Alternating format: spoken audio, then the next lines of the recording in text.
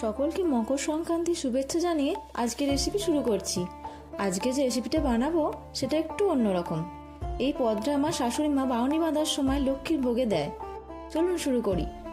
প্রথমে কড়াইয়ে তেল গরম করে কয়েকটা বড়ি ভেজে তুলে নিলাম। তারপর ওই তেলেই 5 ফোড়ন আর শুকনো লঙ্কা দিয়ে মূলো আর কুমড়ো দিয়ে দিলাম।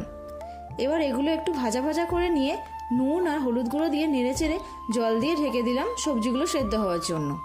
কিছুক্ষণ পর ঢাকনা খুলে দেখে নিলাম সবজিগুলো সেদ্ধ হয়ে গেছে।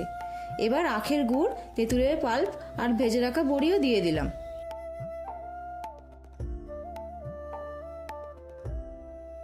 এবার এটা ভালো করে ফুটিয়ে নিলেই তৈরি হয়ে যাবে মূলো কুমড়োর টক।